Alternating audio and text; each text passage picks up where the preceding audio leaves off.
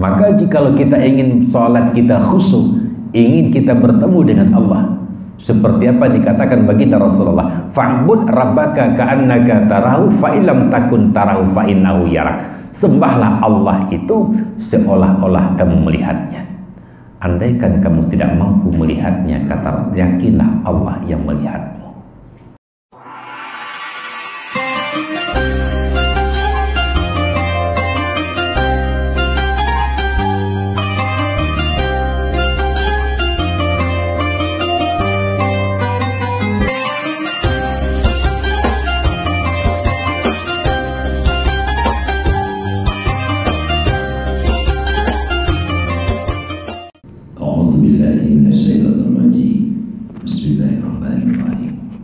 Assalamualaikum warahmatullahi wabarakatuh.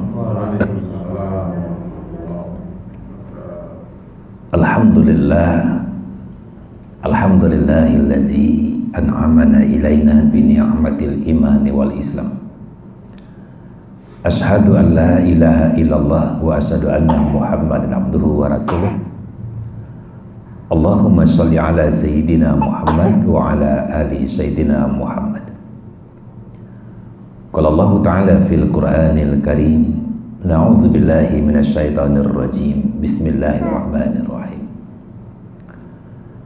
Subhanallazi asra bi'abdihi lailan minal masjidil haram ilal masjidil aqsa allazi barakna haulahu linuriyahu min ayatina innahu huwas samiul basir. Shadaqallahul azim. Salam kehormatan yang sama-sama kita hormati Bapak Manajer, dan kemudian yang saya hormati Bapak Ibu para staf yang berhadir di pagi hari ini. Insya Allah dimuliakan Allah Subhanahu wa Ta'ala. Alhamdulillah, kembali kita bersyukur kepada Allah yang masih memberikan kesempatan kepada kita untuk kembali bersama hadir bertatap muka di majelis yang sangat mulia ini. Semoga Allah Subhanahu wa Ta'ala mencatat kehadiran kita sebagai amal soleh, sehingga mampu untuk menjadi penambah nilai tambah, nilai taat kita kepada Allah Subhanahu wa Ta'ala. Bersalawat kepada baginda Rasulullah. Allahumma sholli ala sayyidina Muhammad wa ala ali sayyidina Muhammad. Semoga kita semua mendapatkan syafaatnya di yaumil mahsyar. Amin ya rabbal alamin.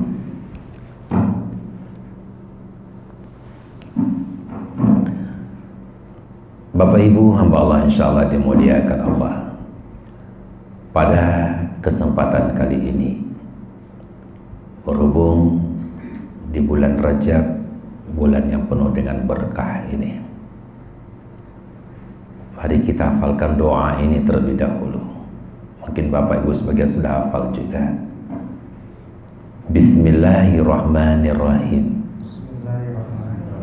Allahumma barik lana fi Rajaba wa Sya'bana wa balighna Ramadana. Allahumma barik lana fi Rajaba wa Sya'bana wa balighna Ramadana. Sudah hafal Pak Ibu? Sudah hafal? Tambahkan doa ini selesai sholat kita, apakah selesai sholat fardu atau selesai sholat sunnah.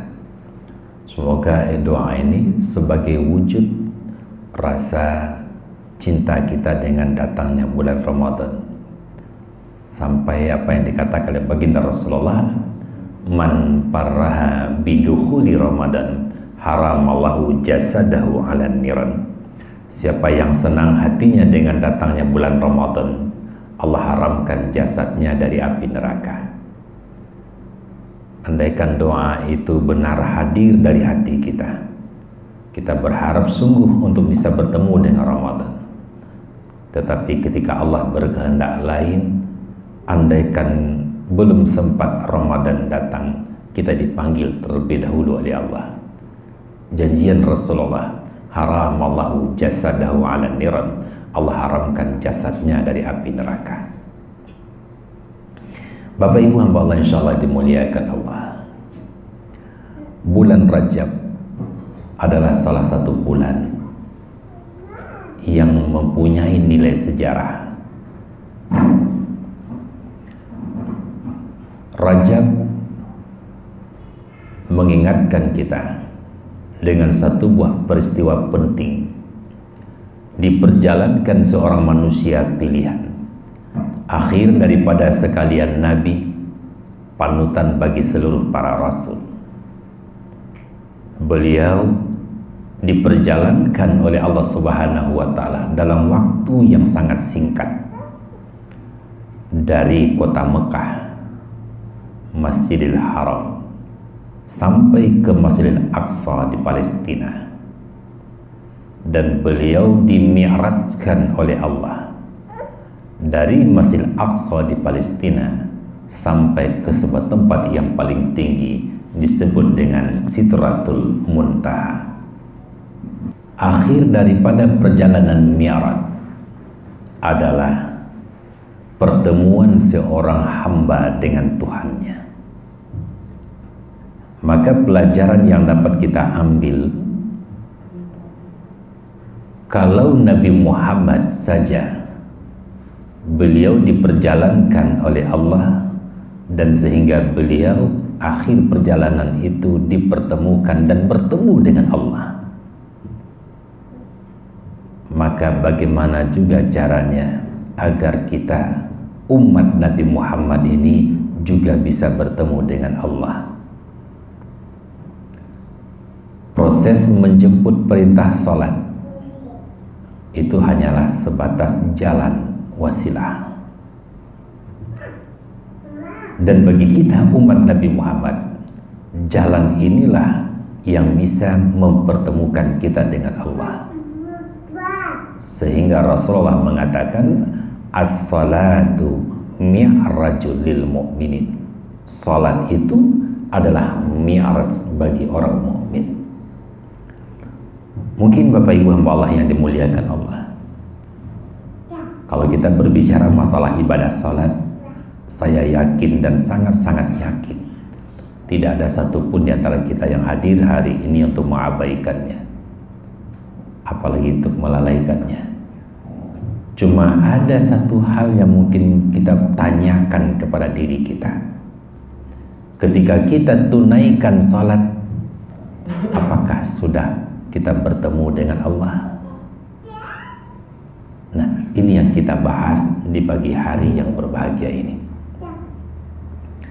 Mengambil pelajaran dari peristiwa Isra dan Mi'raj, ada beberapa hal yang mesti kita penuhi, yang mesti kita lakukan kalau kita ingin bertemu dengan Allah. Kalau dalam salat, ini yang disebut dengan khusyuk. Sebab mohon maaf, ketika kita sudah tunaikan salat 5 waktu, kita tunaikan salat di awal waktu berjamaah sekali, jangan kira iblis akan berlepas tangan. Tidak. Dengan cara, daya dan upayanya, iblis berusaha untuk melalaikan. Andaikan tidak mampu melalaikan syariatnya, hati kita dilalaikannya. Maka apa yang kita perbuat? Mari kita ambil pelajaran dari peristiwa Isra. Yang pertama, apa sebabnya Nabi Muhammad bisa bertemu dengan Allah? Proses pertama itu adalah sebelum beliau diperjalankan, beliau terlebih dahulu dibedah dada dan dibersihkan hati. Apanya ini rahasianya? Kenapa Nabi Muhammad bisa bertemu dengan Allah? Karena beliau dibersihkan hatinya terlebih dahulu. Sedangkan Nabi Muhammad saja, orang yang jelas sudah bersih hatinya, dibersihkan lagi. Nah, hati kami bersih juga Ustaz. Nah, tapi coba kita lihat, Ketika Nabi Muhammad dibersihkan hatinya, dibelah dadanya, dibuang, ada yang namanya alaqatu soda, sebuku darah hitam tempat sarangnya iblis. Ini yang dicuci dengan air zam-zam, dibersihkan oleh malaikat Jibril. Dan di sini alaqatu soda, sebuku darah hitam tempat sarang iblis. Kira-kira sarangnya itu ada enggak di dada kita, Bapak Ibu? Ada enggak? Ada. Buktinya apa? Ada 10 penyakit yang ada dalam diri kita, yang ada dalam hati kita. Andaikan yang 10 ini masih berkekalan dalam hati kita, maka jangan harap kita bisa bertemu dengan Allah. Kizib, kidman, khianat, balada, tamak, ria, sama'ah, takbur, hasad, dengki. Ini semua adalah penyakit-penyakit yang bisa menjadi penghalang antara kita dengan Tuhan, antara kita dengan Allah. Maka jikalau kita ingin sholat kita khusyuk, ingin kita bertemu dengan Allah, seperti apa dikatakan baginda Rasulullah, fa'bud rabbaka ka'annaka tarahu fa illam takun tarahu fa innahu yarak. Sembahlah Allah itu seolah-olah kamu melihatnya. Andaikan kamu tidak mampu melihatnya, kata yakinlah Allah yang melihatmu. Maka jangan harap kita bisa sholatnya khusyuk kalau hati tidak bersih. Nah, ada enggak ikhtiar kami untuk membersihkan hati? Cara membersihkan hati, kalau Nabi Muhammad dibedah dada beliau dengan kalimah la ilaha illallah, dan ini jugalah yang mampu membersihkan hati kita dengan zikrullah, zikir. Maka membersihkan hati tidak cukup hanya dengan memelihara sholat saja. Mesti kita latihan untuk bersihkan itu hati dengan zikir. Ini yang pertama. Kemudian yang kedua, setelah dibersihkan hatinya, dibelah dadanya, diisikan ke dalam dada Rasulullah itu 6 perkara.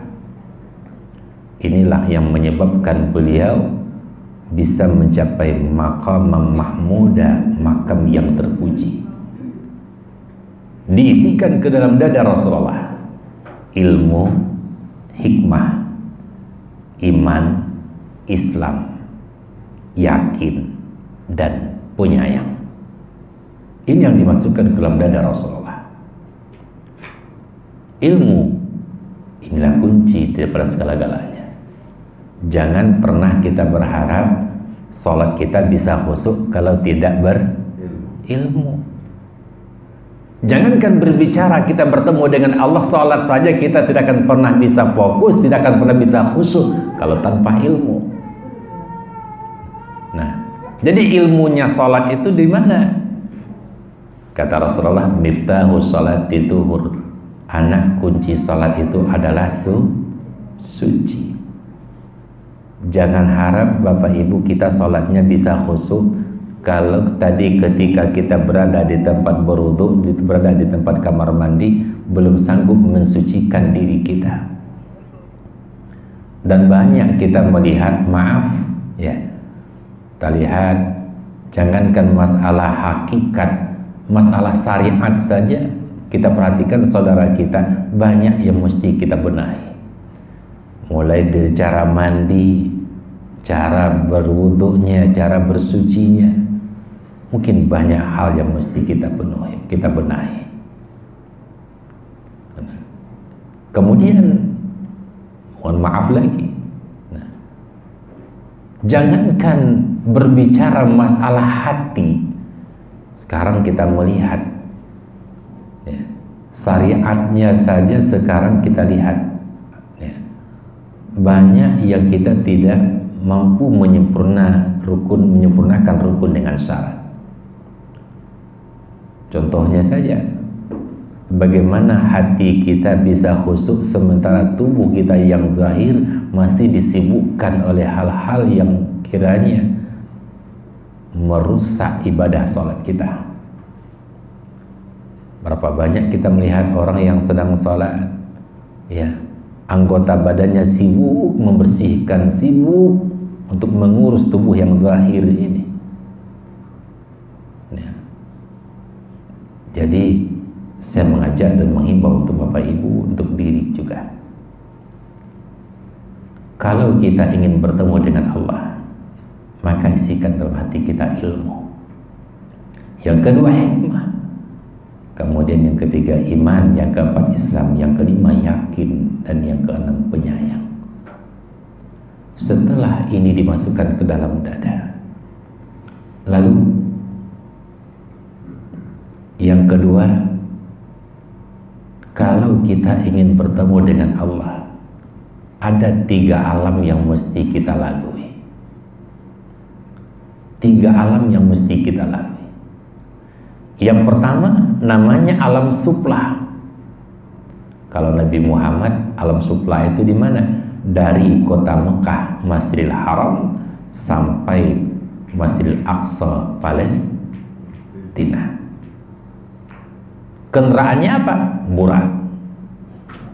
Artinya jangan harap kita bisa bertemu dengan Allah kalau tidak menempuh alam ini. Namanya alam sufla. Kendaraannya adalah burak. Dalam kajian tasawuf, dalam kajian hakikat, ini yang perlu kita perhatikan. Berapa banyak orang yang mengatasnamakan kajian ini, kajian ini, kajian ini, kajian itu. Tapi kita melihat, maaf sekali Bapak Ibu, ketika mendengar suara azan, beliau tidak bergerak dan tidak bergeming sedikit pun. Bahkan beliau berani mengatakan, kalau selagi terdiri, ruku, sujud itu belum itu. Jadi yang sholat itu yang bagaimana? Langsung ingat. Nah, ini orang yang tidak berilmu. Ini dulmudil, sesat menyesatkan ini.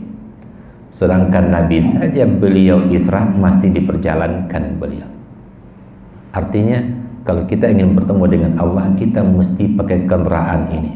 Apa yang maksud kendaraan? Tubuh yang zahir ini mesti kita bawa. Mustahil kita akan bisa menghadap Allah tanpa menggunakan tubuh yang zahir ini. Inilah hakikat burak. Lalu yang kedua, ada alam yang disebut dengan alam wusta, artinya alam pertengahan. Dari mana? Dari Masjidil Aqsa di Palestina sampai ke langit yang ketujuh. Nabi memakai kendaraan namanya tangga Mi'raj. Tangga Mi'raj yang mempunyai 2 buah anak tangga. Dan kalau kita melihat masing-masing langit yang beliau lewati, beliau dipertemukan oleh Allah dengan para nabi-nabi yang terdahulu. Dan bahkan semua nabi itu mendoakan beliau dengan doa keselamatan. Dan sampai pada akhirnya beliau sampai di langit yang ketujuh. Apa kata malaikat Jibril, wahai Muhammad, untuk sampai kepada Allah hanya engkau yang bisa wahai Muhammad, dan kami tidak mampu untuk naik lebih tinggi lagi. Maka ketika itu didatangkan awan yang putih sebagai kendaraan Rasulullah sampai ke sebuah tempat yang disebut dengan Sidratul Muntaha. Disitulah beliau mengucapkan at-tahiyatul mubarakatus sholawatut thayyibatulillah. Segala penghormatan, segala keberkahan, salawat dan kebaikan lillah adalah untuk Allah. Ini Nabi langsung dialog dengan Allah. Lalu apa kata Allah? Assalamu alayka ayyuhan nabiyyu wa rahmatullahi wa barakatuh. Keselamatan untuk engkau wahai nabiku, kata Allah. Berkah Allah semuanya adalah untukmu. Berkah dan salawat untukmu. Ketika Rasulullah mendapatkan doa dan salawat dari Allah, apakah beliau terima untuk doa diri sendiri? Tidak. Saat itu beliau doakan kita di hadapan Allah. Assalamu alaina wa ala ibadillahi shalihin. Keselamatan untukku, kata Nabi Muhammad, dan juga untuk hamba-hamba Engkau yang soleh-soleh, ya Allah. Maka Bapak Ibu Allah yang dimuliakan Allah, ada satu pesan dari Allah sebelum Nabi Muhammad turun kembali ke muka bumi ini. Apa pesan Allah? Wahai Muhammad, jadilah kamu manusia yang pandai bersyukur. Padahal sejauh itu perjalanannya, setinggi itu perjalanannya, satu saja pesan Allah, jadilah manusia yang pandai bersyukur. Tidak lebih. Makanya Bapak Ibu Allah yang dimuliakan Allah, sampai-sampai Allah menyebutkan dalam satu buah hadis kudusnya, hadis kursi, betapa marahnya Allah kepada orang-orang yang tidak mau bersyukur. Apa kata Allah? Man lam yaskur ala ni'mati, man lam yasbir ala bala'i, man lam yarda ala qada'i, falyakhruj min tahti samai wal yatlub rabban siwaya.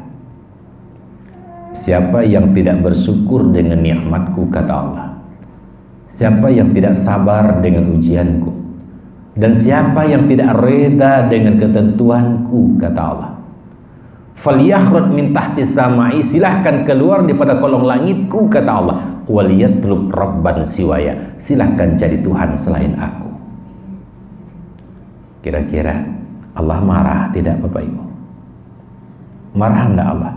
Marah kepada mereka yang tidak mau bersyukur. Nah, ketika kalimat ini diutarakan, disampaikan oleh baginda Rasulullah kepada para sahabat, sahabat kembali bertanya, ya Rasulullah, apa tanda-tanda manusia yang bersyukur itu ya Rasulullah? Jawab beliau, wujudi fis sujud. Tanda-tanda manusia yang bersyukur ada pada sujudnya. Maka jangan katakan kita manusia yang bersyukur kalau tidak mampu memelihara sujud kita. Apa makna memelihara sujud? Memelihara salat kita. Walaupun setiap hari kalimat alhamdulillah tidak pernah putus di lisan kita. Alhamdulillah, alhamdulillah, alhamdulillah, alhamdulillah, alhamdulillah. Tapi ketika tidak mampu menyempurnakan sujud kita, maka jangan katakan kita manusia yang bersyukur, kata Rasulullah. Maka manusia yang bersyukur pada hakikatnya manusia yang mampu memelihara ibadah salatnya. Nah, kesimpulannya Bapak Ibu, sudahkah saat ini kita memelihara ibadah salat kita? Sudahkah kita memelihara ibadah salat kita? Insya Allah. Nah, kalau sudah, coba kita kaji sedikit bagaimana yang maksud dengan memelihara ini. Contohnya saja, dalam kajian, satu buah kajian ilmu tarekat, ada 6 perkara yang wajib diketahui oleh orang yang menyempurnakan sholatnya. Ketika kita mengatakan kita menyempurnakan sholat kita, maka orang yang berkata saya sempurnakan sholat saya, dengan catatan mereka wajib mengetahui yang 6 hal ini. Maka jangan katakan kita memelihara sholat kalau kita tidak tahu dengan yang 6 ini. Ya. Mana yang 6? Yang pertama namanya si abid. Siapa namanya? Apa yang dimaksud dengan si abid? Orang yang menyembah. Kalau kita sholat, kita harus tahu yang menyembah itu siapa. Yang kedua, si ma'bud harus mengetahui siapa yang disembah. Nah, kira-kira ini sudah dapat jawabannya belum? Kalau ditanyakan seseorang kepada kita, Pak, Bapak sholat? Iya. Ibu sholat? Iya. Yang menyembah itu siapa? Bukankah sholat menyembah Allah? Iya. Yang menyembah itu siapa?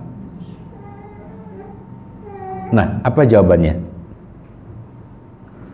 Coba. Yang menyembah itu kita. Yuk, coba kita lihat ayat ini. Man kana yarju liqa rabbih falyamal amalan shalihan wa la yusyrik bi ibadati rabbih ahada.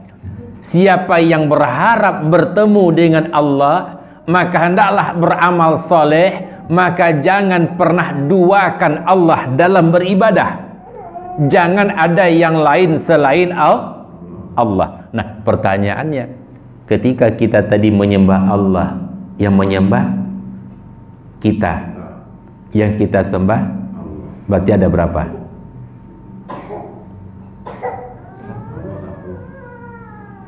Yang Allahnya memang satu. Yang saya tanyakan tadi, yang menyembah kita, yang kita sembah Allah, berarti ada berapa nih? Nah, sementara Allah mengatakan wala yusrik bi ibadati rabbih ahada, jangan duakan Allah dalam beribadah. Apa makna duakan? Jangan ada yang lain selain. Nah, bagaimana hal ini? Ini Bapak Ibu, inilah yang menjadi penghalang selama ini. Kenapa, mohon maaf, kita kadang-kadang membanggakan amal soleh kita. Kita bangga, kita ujub dengan sholat kita, dengan ibadah kita. Kenapa? Karena kita tidak tahu sebenarnya yang si abid itu siapa, yang menyembah itu sebetulnya siapa. Kalau selagi kita mengatakan bahwa itu adalah kita, disinilah timbulnya ria, disinilah timbulnya ujub, disinilah timbulnya kesombong. Padahal ini, mohon maaf, sebelum sholat kita mendengar muazin mengucapkan kalimat seperti ini, hayya 'alas shalah, hayya 'alal falah. Jawabnya apa? Ketika muazin memanggil kita, yuk mari kita sholat, mari cari kemenangan. Jawabannya apa? Tiada daya dan upaya, tiada kekuatan dan kehendak, melainkan kekuatan dan kehendak. Artinya apa? Kita tidak bisa sholat jika bukan karena daya dan upaya, kuasa dan kehendak Allah. Jadi jangan katakan kita lagi. Jadi kalau seandainya kita mengatakan semuanya kita, disinilah kesombongan itu berawal. Disinilah kita bangga dengan amal-amal kita. Padahal pada hakikatnya, jikalau bukan karena kuasa dan kehendak Allah, maka sungguhnya kita tidak bisa berbuat apa-apa. Maka dalam kajian ilmu tasawuf, di sini ada sedikit yang perlu kita pahami. Ketika kita mengatakan sengaja aku salat fardu zuhur mengikuti 4 rakaat ikut imam karena Allah, ketika lidah mengucapkan kalimat Allahu Akbar, maka ketahuilah tidak ada yang ada ketika itu melainkan hanya Allah. Mungkin untuk lebih jelasnya lagi Bapak Ibu, jangan nanti gagal paham apalagi salah paham. Ya. Jangan Bapak Ibu nanti salah paham. Jadi apa yang dimaksud, coba jelaskan. Yang tadi kita mengatakan bahwa si abid yang menyembah itu adalah kita. Jadi sengaja aku itu yang mana? Kita akan berpikir aku itu tubuh yang zahir ini. Sementara kalau kita mengatakan bahwa yang aku dimaksud tubuh yang zahir ini, mungkin ada sedikit kekeliruan Bapak Ibu. Kelirunya di mana? Memang sebelum kita belajar, yang ada dalam pikiran kita, yang ada dalam benak kita, yang ada dalam hati kita itu apa? Yang melihat mata, yang mendengar telinga, yang berucap mulut. Itu sebelum kita belajar, Pak. Tapi kalau kita sudah belajar, sebenarnya bukan itu. Bukan. Kenapa dikatakan? Kalau seandainya bahwa yang melihat itu adalah mata, yang mendengar itu telinga, yang berucap itu adalah mulut, lisan kita. Coba lihat orang mati. Orang mati punya mata enggak? Kok nggak bisa lihat? Tadi kita mengatakan yang melihat itu mata. Orang mati punya telinga enggak? Bisa mendengar enggak? Tadi kita mengatakan bahwa yang mendengar adalah telinga. Datang bantahan yang kedua, iyalah Ustaz, karena dia tidak hidup lagi, karena ruhnya tidak ada. Berarti kalau gitu kita menganggap sengaja aku sholat pada zuhur, aku itu yang mana? Ruh. Yuk coba kita lihat, orang tidur punya ruh tidak? Orang tidur ada ruh enggak di dalam? Ada. Ketika kita duduk di sampingnya, beliau lihat enggak? Ketika kita berbicara dengan orang yang tidur, dia dengar enggak? Maaf, sekali lagi, si abid yang dimaksud, orang yang menyembah yang dimaksud, bukan tubuh yang zahir ini, dan juga bukan ruh yang ada dalam diri. Lalu siapa yang si abid yang dimaksud? Abid yang dimaksud adalah, itulah sifat Allah yang ta'alu, yang nyata pada diri kita. Kalau dalam kajian ilmu tauhid namanya sifat ma'ani,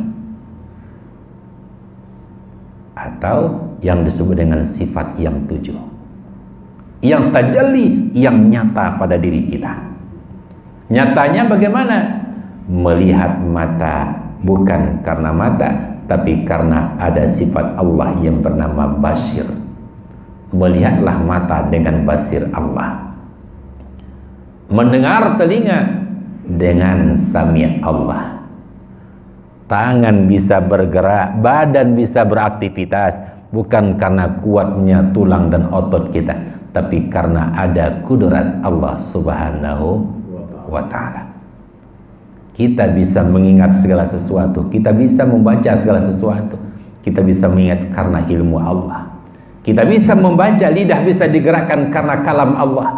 Sekali lagi, itu semua adalah karena Allah.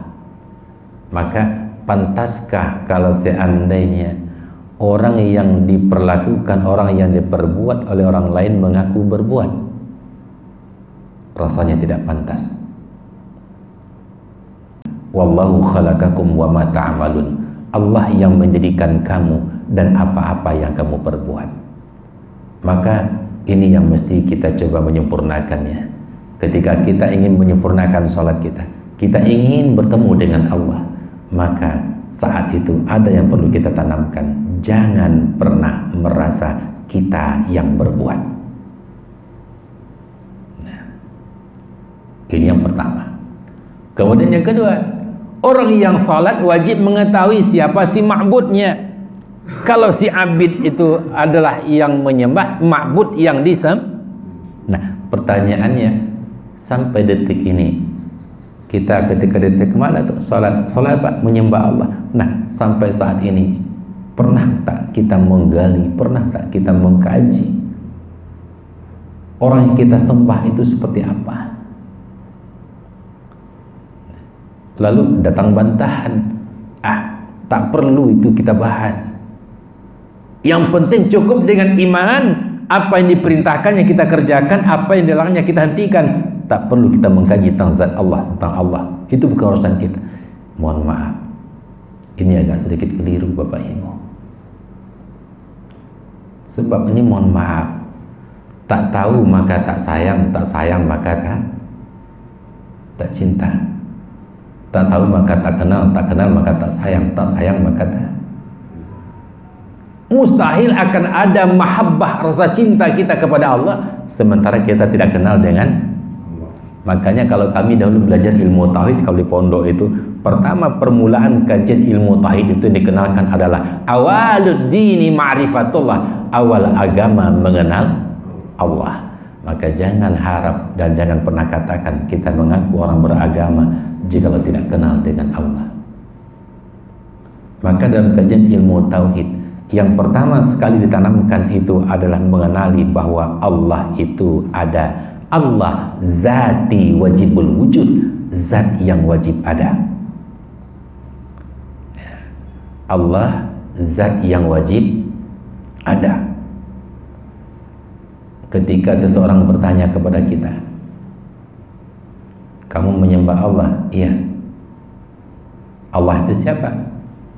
Ya Tuhan. Tuhan itu siapa? Allah. Bukan jawaban orang yang berilmu. Jawaban orang yang berilmu ketika ditanya, kamu menyembah Allah? Iya. Allah itu siapa? Zati wajibul wujud, zat yang wajib ada. Jadi kalau kajian ilmu tauhid, zat yang wajib ada itu hanya Allah. Maka selain daripada Allah tiada. Termasuk kita. Kita ini ada nih atau tiada? Kita ini ada atau tiada? Tiada. Kalau memang tiada, kok sekarang ada? Ada kita sekarang karena hanya diadakan oleh Allah. Bukan ada, tapi diadakan. Maka ketahuilah, segala sesuatu yang diadakan oleh Allah, semuanya nanti pasti akan tiada. Maka inilah hakikat yang sesungguhnya. Kalau kita ingin sholat kita khusyuk, kita ingin bertemu dengan Allah, maka ini yang perlu kita sempurnakan lagi, bagaimana cara pengenalan diri kita kepada Allah. Dalam permulaan kajian ilmu tauhid, yang perlu kita tanamkan adalah Allah zati wajibul wujud, zat yang wajib ada. Ini. Kemudian yang ketiga, orang yang sholat, mereka wajib menyempurnakan akan ibadah salatnya. Bagaimana cara menyempurnakannya? Dengan mengetahui yang ketiga. Apa itu? Mengetahui di mana tempat dia menyembah. Ini mohon maaf Bapak Ibu. Kalau orang bertanya kepada kita, Bu, Pak, Bapak sholat, Ibu sholat? Iya. Bapak sholatnya tempat menyembahnya di mana? Jawaban kita apa? Di masjid. Jadi kalau enggak di masjid, di rumah juga. Nah, terlalu banyak mungkin jawabannya Pak ya. Bagaimana kalau kita satukan saja? Nah, kalau kita mengatakan tempat menyembah itu di masjid, jadi kalau orang yang sholat di rumah berarti enggak menyembah namanya. Kalau kita mengatakan tempat menyembah itu adalah di rumah, berarti kalau orang yang sholatnya tidak di rumah berarti enggak menyembah namanya. Lalu kita mengatakan tempat menyembah itu di atas sajadah, tempat ketika berdiri. Nah, coba kita satukan jawabannya Bapak Ibu. Tempat kita menyembah sesungguhnya adalah, kalau dalam kajian ilmu tarekat namanya di Daratul Baidah. Apa itu? Daratu kampung, Baidah artinya suci. Mana kampung yang suci itu? Inilah yang disebut dengan nyawa dalam diri. Kalau dalam kajian ilmu tarekat namanya a'yan sabitah, tubuh kita yang halus atau nyawa namanya dalam diri. Nah, kalau boleh saya mencontohkan Bapak Ibu, sekedar untuk mendekatkan pemahaman kita tentang kajian ini. Kalau boleh saya mencontohkan, antara kita dengan Allah,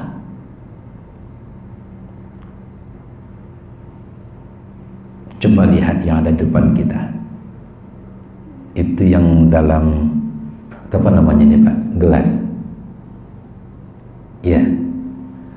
Gelas, dalamnya air. Dalam air ada apa? Ada rasa. Gelas air rasa. Nah, mana yang dimaksud dengan gelas? Tubuh kita yang zahir ini. Untuk apa gunanya gelas? Wadahnya air, tempatnya air. Lalu yang dimaksud dengan air itu yang mana? Inilah yang dimaksud dengan tempat kita menyembah, yang disebut dengan nyawa dalam diri. Sebelum kita meminum air, sebelum kita mendapatkan rasa, apa yang kita ambil terlebih dahulu? Gelas. Setelah gelas kita ambil, yang kita minum itu apa? Air. Baru dapat. Mustahil kita akan mendapatkan rasa jikalau kita tidak minum airnya. Maka sebelum kita mendapatkan rasa, hadirkan air ini terlebih dahulu. Dan mana yang dimaksud dengan air? Inilah yang maksud tempat tegak diri menyembah. Di mana? Yang disebut dengan a'yan sabitah atau nyawa dalam diri. Pertanyaannya, sudahkah kita melihat seperti apa nyawa yang ada dalam diri kita? Masih dalam pemahaman kajian mungkin yang lebih serius lagi nih Pak. Ya, masih kajian serius lagi. Ya. Mustahil. Nah. Oh itu kan nggak ada Ustaz. Kalau nggak ada ngapain Allah panggil? Ya ayyatuhan nafsun mutmainnah irji'i ila rabbiki radiyatan mardiyah. Wahai jiwa yang tenang, kembalilah kepada Tuhan. Berarti ada tidak? Ada. Maka ini masih tugas kita untuk mencarinya. Kalau kita ingin bertemu dengan Allah, hadirkan ini terlebih dahulu. Kita tahu di mana tempat kita menyembah. Dan kemudian yang keempat, orang yang mengatakan menyempurnakan ibadah salatnya, beliau mesti harus tahu kalau memang salat itu menyembah Allah, apa yang dia persembahkan untuk Allah itu apa? Nah, maka jawabannya ketika seorang bertanya kepada kita, yang dipersembahkan itu apa? Yang dipersembahkan itu adalah tubuh yang zahir ini. Makanya kalau kita salat tidak bisa meninggalkan tubuh yang zahir ini. Sebab ini yang kita persembahkan. Sesuai dengan apa yang dikatakan oleh Allah Subhanahu wa taala, "Wa ma khalaqtul jinna wal insana illa liya'budun." Tidak kujadikan jin dan manusia katalah melainkan untuk beribadah kepada Aku, menyembah kepada Aku. Dan inilah kita persembahkan. Tandanya kita makhluk Allah. Ini yang kita persembahkan kepada Allah. Nah, dan kemudian yang kelima, orang yang sholat, kita ingin berbenah, kita ingin memelihara sholat kita. Maka dalam kajian ilmu tarekat, kita wajib mengenal, kita wajib mengetahui apa isi sembah. Kalau tadi kalian sholat itu menyembah Allah, isi sembah itu apa? Sama halnya Bapak Ibu kalau menanam tanaman, nanam ubi, yang dicari itu apa? Isi ya. Kita nanam tanaman, yang kita cari itu apa? Buahnya. Nah, ini yang mesti kita cari. Kita sholat, iya. Menyembah Allah, iya. Apa isi sembah kita kepada Allah? Ketika kita ingin mengaku menjadi orang yang memelihara ibadah salat, maka kita wajib mengetahui isi sembah itu ada 4. Mana yang 4? Iman, Islam, Tauhid, Ma'rifat. Apa makna iman? Yakin. Maka kita bisa melihat apa tanda-tanda orang yang salatnya yang sudah berbuah, salatnya sudah berisi itu apa tanda-tandanya? Tanda-tanda yang pertama itu adalah bertambah keyakinannya kepada Allah. Jadi kalau ada orang yang mengaku memelihara ibadah salatnya tapi tidak yakin dengan apa yang dijadikan oleh Allah, apa yang ditetapkan oleh Allah, maka jangan harap mengaku orang ini mengaku ibadah salatnya baik. Kenapa? Karena isi salat itu, isi sembah kita itu yang pertama adalah iman, keyakinan kita kepada Allah. Maka kalau kita sudah mengaku memelihara ibadah salat, maka jangan ada sedikit pun masalah keraguan kita dengan Allah. Apapun bentuknya yang kita dapatkan, apapun bentuknya persoalan dalam hidup yang kita jumpai, tempat kembalinya orang-orang memelihara ibadah salat hanya satu, khairun wa sarun minallah. Baik dan buruk semuanya datang dari Allah.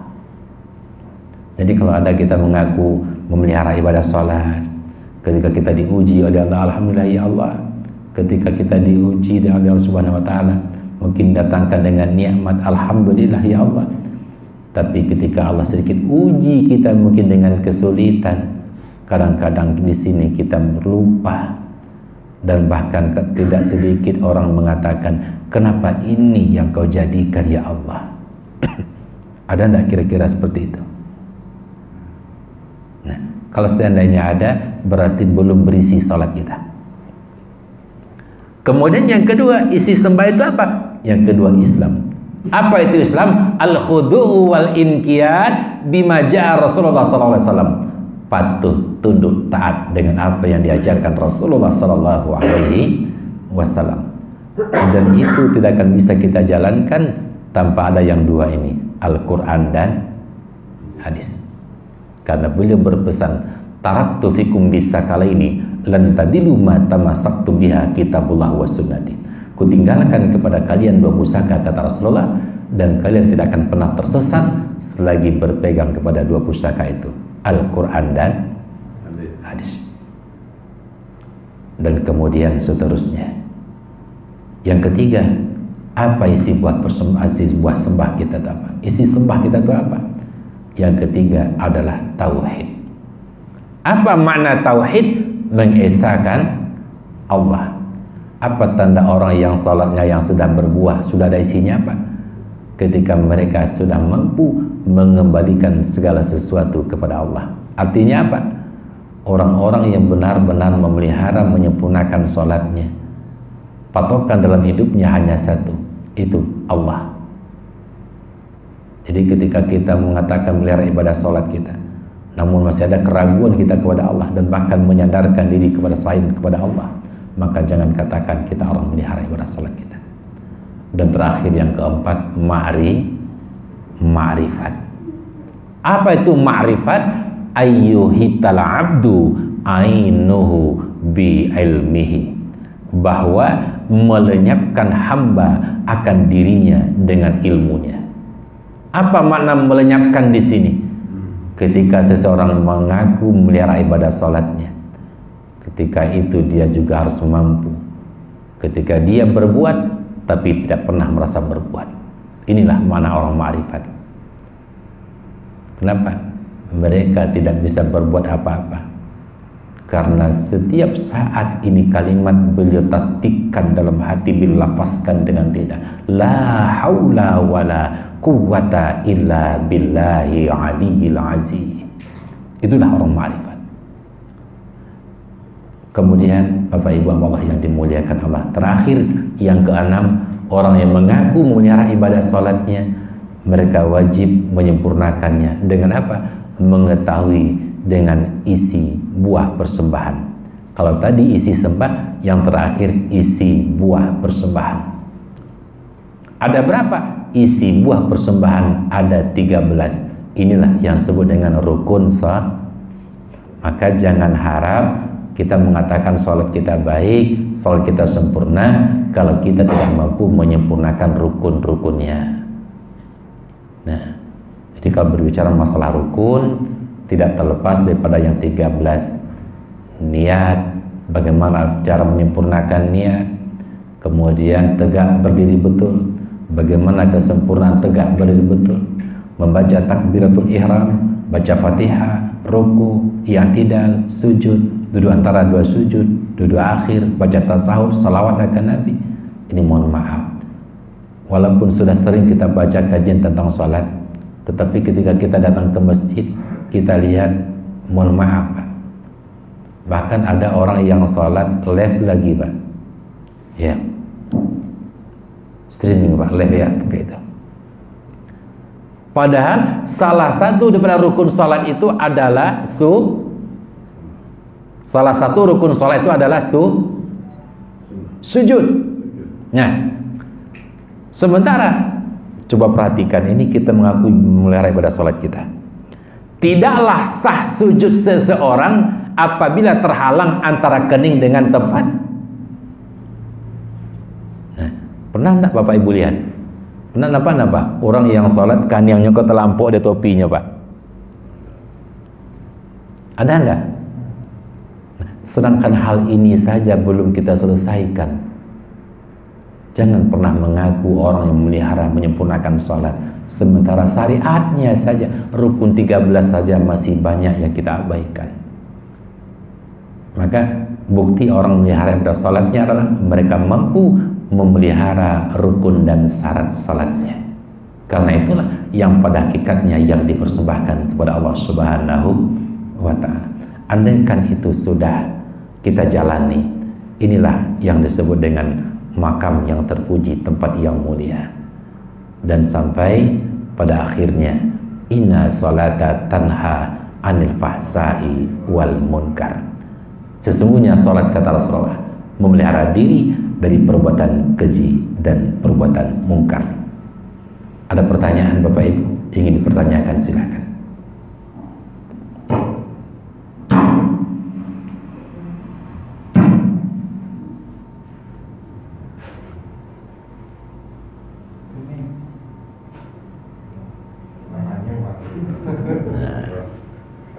Cukup? Alhamdulillah. Baik Bapak Ibu, kalau tidak ada yang bertanya, kita tutup dengan doa. Namun sebelumnya, mari kita bacakan Al-Fatihah satu kali seorang.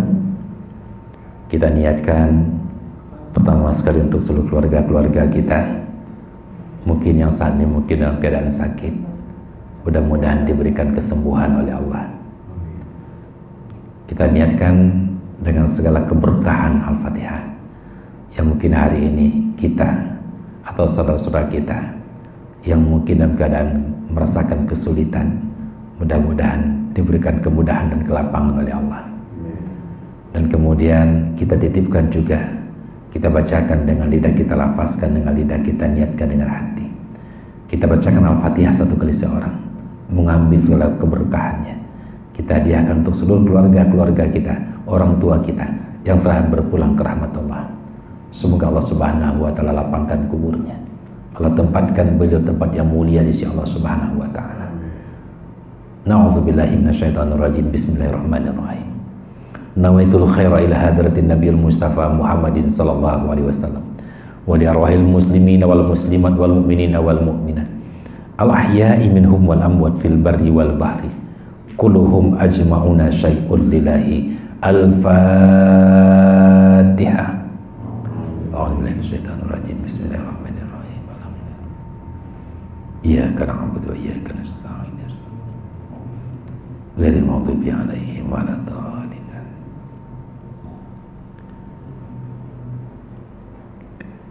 Na'udzubillahi minasyaitonir rajim. Bismillahirrahmanirrahim. Ila hadratin nabiyina Muhammad sallallahu alaihi wasallam wa summa khususan la hazihi niyah say'ul lillahi. Al-Fatihah. A'udzubillahi minasyaitonir rajim. Bismillahirrahmanirrahim. Iyyaka na'budu wa iyyaka nasta'in. Ghairil maghdubi 'alaihim waladdallin. Na'udzubillahi minasyaitonir rajim. Bismillahirrahmanirrahim. Alhamdulillahirabbil alamin wassalatu wassalamu ala asrafil anbiya'i wal mursalin. Wa sallim radhiyallahu ta'ala an kulli sahabati Rasulillahi ajmain. Ya arhamar rahimin, ya arhamar rahimin, irhamna fa innaka anta khairur rahimin. Ya Allah, ya Ahad, ya Wahid, ya Samad, ya Hayyun ya Qayyum, ya Zal Jalali wal Ikram. Allahumma la ilaha illa anta subhanaka inna kunna minaz zalimin. Allahumma zidna ilman nafi'an wa fahimna bi syari'ati nabina Muhammadin sallallahu alaihi wasallam. Allahumma aftah lana abwabal khairi wa abwabal barakati wa abwabas sihhati wa abwabal ni'mati wa abwabal rizqi wa abwabal jannati wa abwabal afiyah. Allahumma akina min kulli bala'id dunya wal akhirah wasrif anna bi hurmatil Qur'anil azim wa nabikal karim sarat dunya wa saral akhirah.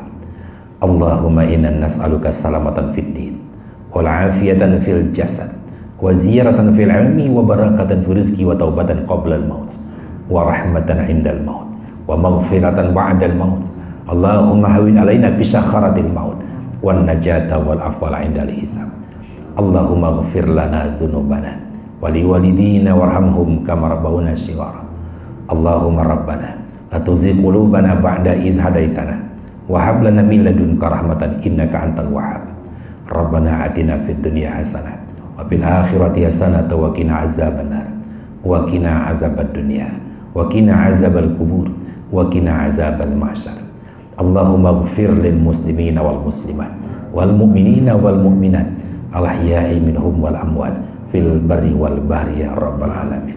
Wa sallallahu ala khairi khalqihi Muhammad wa ala alihi wa sahbihi rasulillahi ajmain. Subhana rabbika rabbil izzati amma yasifun wa salamun alal mursalin walhamdulillahi rabbil alamin. Taqabbalallahu minkum minna wa minkum wa taqabbal ya karim. Bapak Ibu, sebelum saya tutup, alhamdulillah pembangunan aula untuk anak-anak kita di pondok sudah selesai.